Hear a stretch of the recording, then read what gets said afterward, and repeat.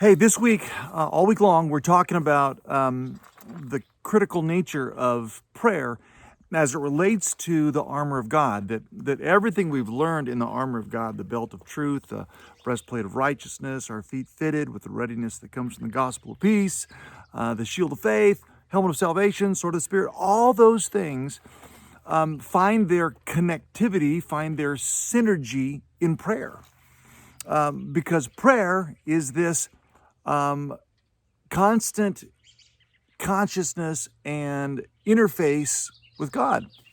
So it's the way that we leverage all these resources that we have in the person of Christ, because every one of the pieces of armor are connected to the person of Jesus Christ. And this praying in the Spirit is this connection to the Spirit of Christ, one and the same. Different, but the same. So when Jesus says that I am in the Father and you are in me and I am in you, he's saying that he wants there to be this increasing sense of unbroken connection. I defined prayer for us this week, and I gave a simple definition and a more weightier definition. I hope that you can really hold on to that simple definition, because prayer is simply our intimate connection with God. The weightier connection kind of goes into some of the ramifications of that connection with God and how ubiquitous it is. And the idea of being ubiquitous is just that it's everywhere. So if the Spirit of God is everywhere and the Spirit of God is in me, then wherever I go, there he is.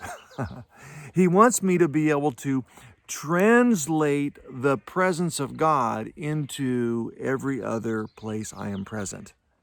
Say it again. He wants me to translate the presence of God into every other place I am present. So part of how that looks is the definition is that prayer is the constant consciousness. I'm always aware. The constant consciousness of Christ's presence in me and my dependence on that presence, expressed through a frequent dialogue to accentuate his purposes, presence, and power in my life, resulting in an increased ability to keep in step with the Spirit and be controlled by the Spirit. So as we think about that kind of definition, part of what I've tried to really emphasize a lot this last week was I can define prayer. I can define it in simple terms and more complex terms. But prayer, if only defined, it will not change your life. It will not have power. Doesn't matter how powerful the definition is if we only rely on me defining prayer. We've got to shift to you refining prayer.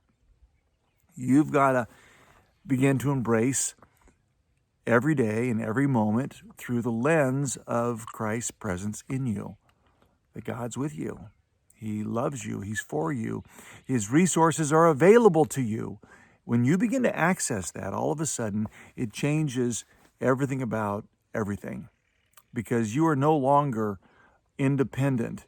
You are dependent. You are no longer working as an autonomous agent. You are now in a monogamous relationship with God. You are joined with him, and he's working through you. So today, I want to encourage you. Be mindful. Be mindful. Be aware that he's with you, that he's in you. Let his Spirit call out to his Spirit to be your comforter, your teacher, your guide. That's what he's saying when he says pray in the Spirit. It's the same thing Paul said in Galatians when he said walk in the Spirit.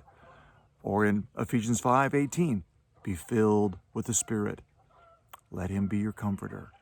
Let him be your teacher. Let him be your guide. Heavenly Father, we rely on you today. We seek, God, a greater dependence on hearing your voice whispering to us in all the nuances of life. We set our mind, our focus on you. We engage in this ongoing conversation that accentuates your presence, your purposes, and your power in our lives. I'll see you tomorrow.